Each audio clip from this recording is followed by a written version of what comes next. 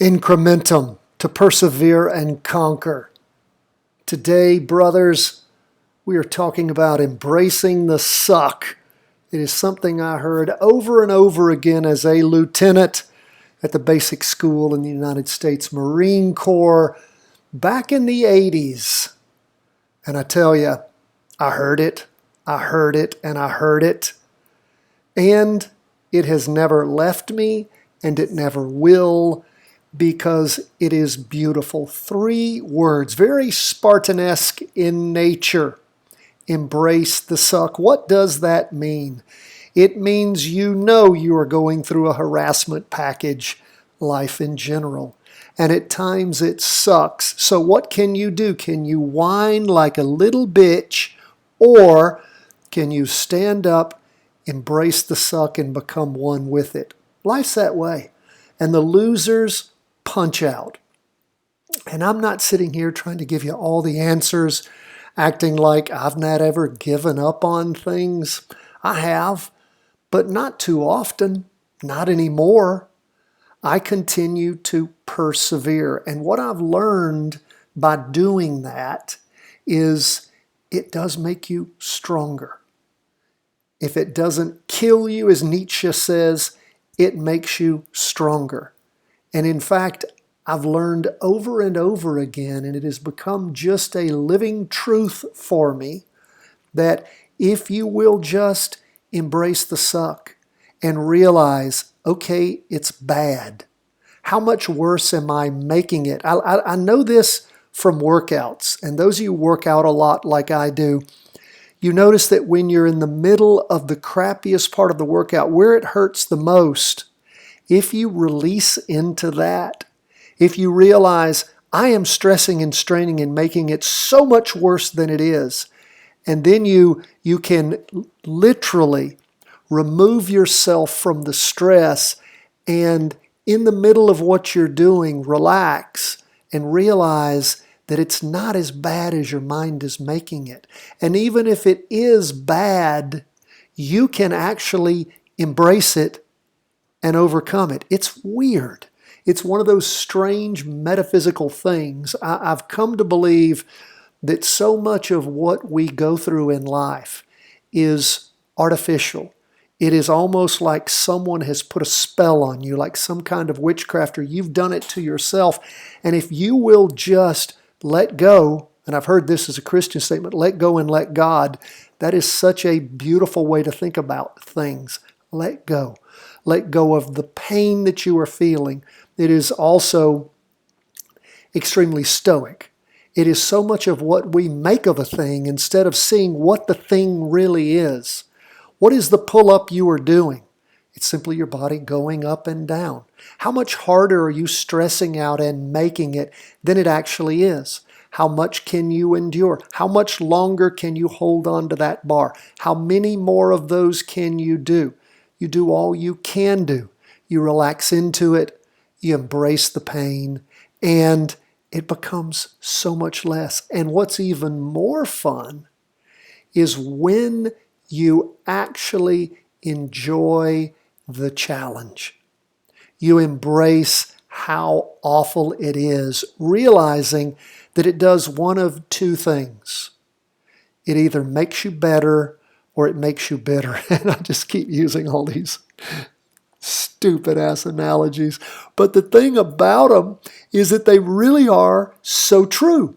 They can be so trite sounding, but when you realize that you can either go through this crap in life, get cheated on, lied to, cast down, called names, all that, you in your own mind make it so much worse when you let it make you bitter.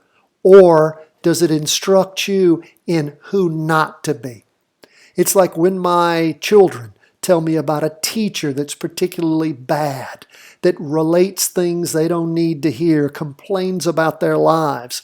I said, they are teaching you maybe more from the crap they're doing than from what they're trying to actually teach you. And if you can hone in on that and say, you know what? If I ever become a teacher or when I ever teach anything, I'll never be this person. that alone might be a more valuable lesson than what they were actually trying to teach you. If you embrace the suck, you also realize that you only lose when you quit, when you give up, when you throw in the towel, like at SEAL training, when you ring that bell and you give up. You consign yourself to being a loser. I'd rather my heart explode and I die on the field than quit. I would rather them drag me away than me walk away. You only lose when you quit. Now, there are times when it doesn't make sense to continue doing something. Well, that's almost always, it's quite apparent. But when it comes down to things like your own inner sense of morality, when they are things like you continuing to train because that's what you do, because it's a Tuesday and that's the day you work out. Oh, but everything conspired to keep me from doing it. Are you asleep yet? Why aren't you doing it? Why aren't you out there getting your miles in? Why aren't you doing your pull-ups, your push-ups, your abs? Why are you not doing your squats, your lunges? Why are you eating so much in crappy food? On and on and on. Hold yourself accountable. Embrace the suck. And it's only when you quit. And what I love so much of the Stoic philosophy that you hear, and the same in Christianity. I don't know about Buddhism, and I don't know about Islam. I don't know about Shinto.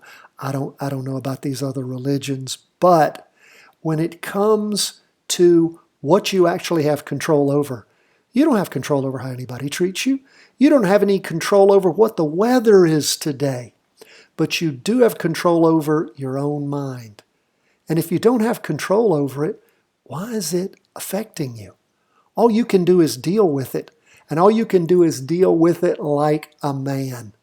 You can embrace the crappiness of the situation and move forward, or you can whine like a little baby. And who likes whiners? Nobody. You just as soon shoot them in the head, not literally, but walk away from them, not have anything to do with them. Don't share their BS. You just move forward. You just keep striving for greatness, brilliance, or just to keep hanging on by your fingernails, if that's all you can do. Today, determine that you're going to stop quitting. Instead, realize that none of this crap will kill you. It's not going to kill you. Most things in life aren't going to kill you. You're killing you. You're the one that's giving up. You're the one that's giving in. You're the one that is surrendering to the disease. I've had a lung disease that has haunted me for 40 years, actually more than 40 years. Something called aspergillus. It's that black stuff that you see in vents, air conditioning vents. It's that black mold. My lungs were infected terribly by it. I was misdiagnosed. It just shredded my lungs. Even to this day, I have lung issues. My lungs look like Swiss cheese, which is not what your lungs are supposed to look like. Big cavities in there where the mole and all just scarred them up and tore them up. So all that mucus that is in your lungs all the time, it doesn't move around my lungs and out like it should. It at times forms plugs. It gets infected. It's just nasty. And I have been told for years, and in fact, when I first got it, they wanted to take out 2 lobes of one of my lungs. I think it was my left lung.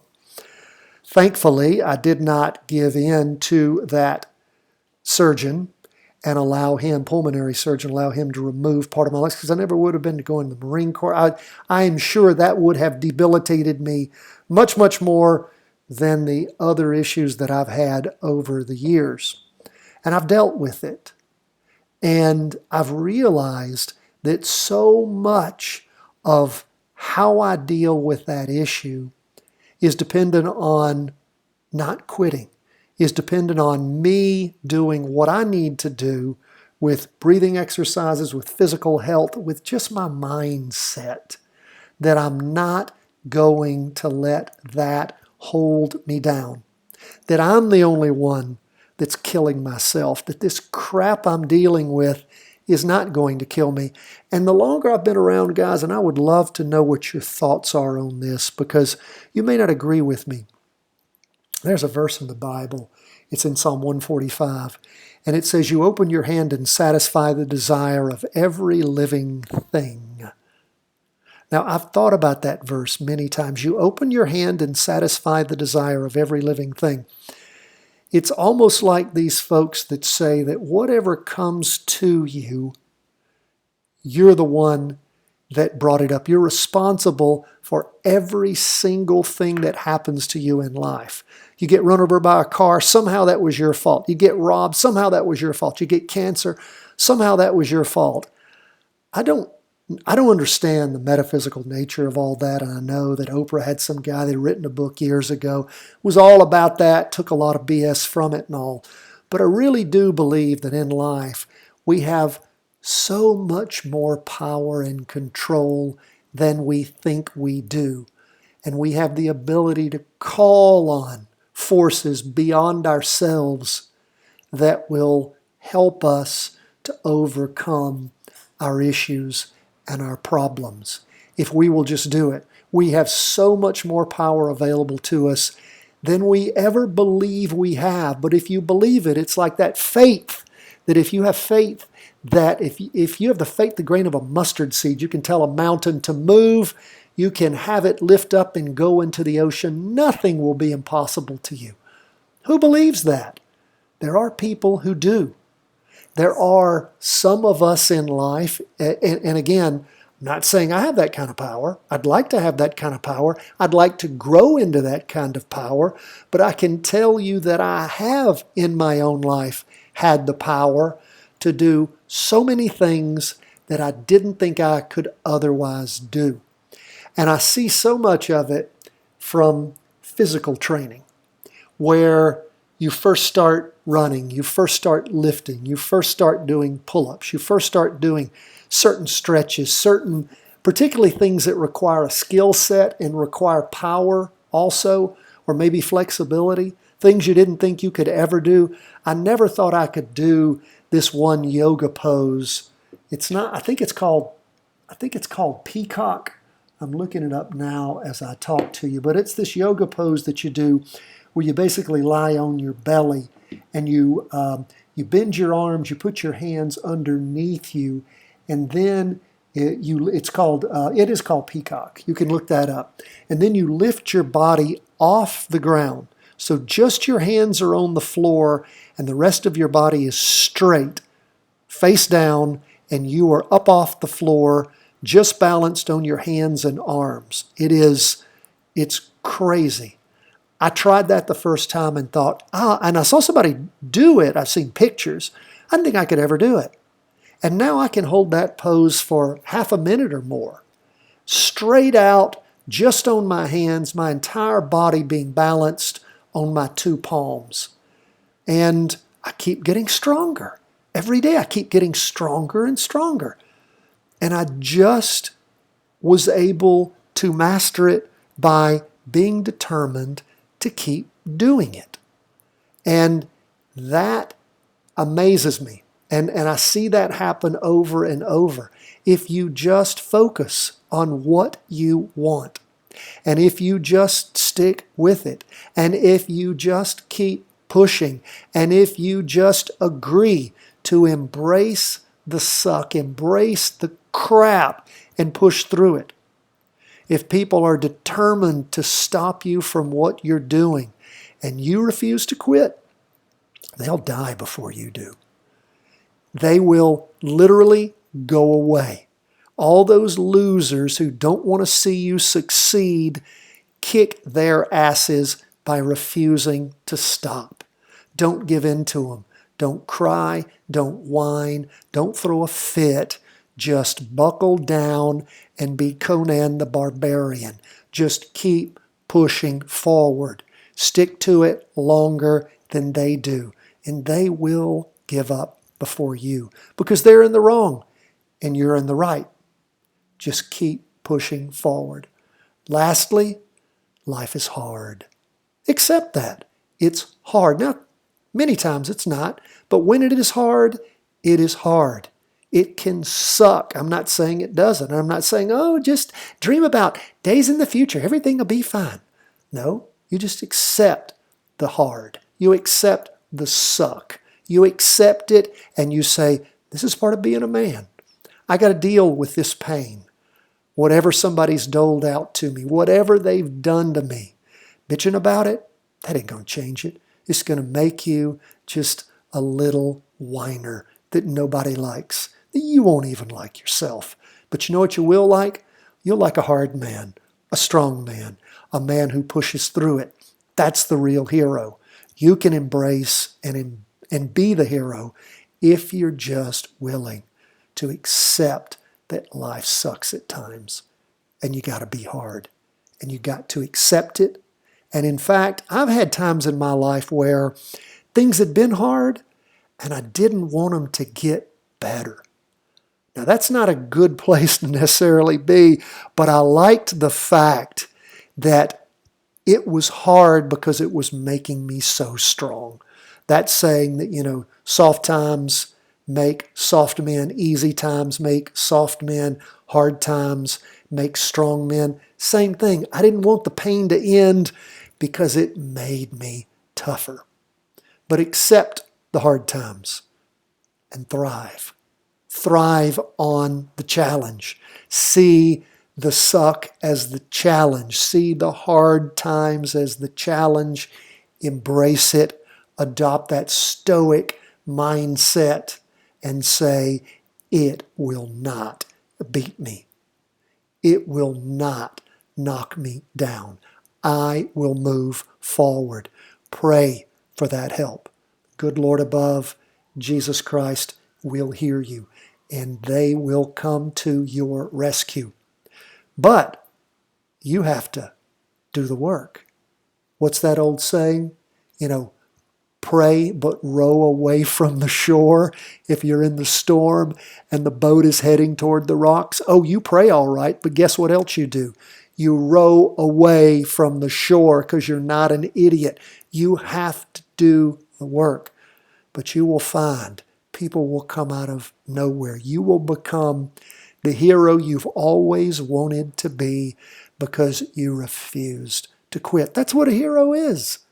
That's what a hero is, the guy that won't lay down, won't give up, won't give in, won't kiss the boots of his enemy, won't stop. He will die trying, and it's better to die trying than to be some loser that quits. Embrace the suck. God bless my friends. All the best, brothers.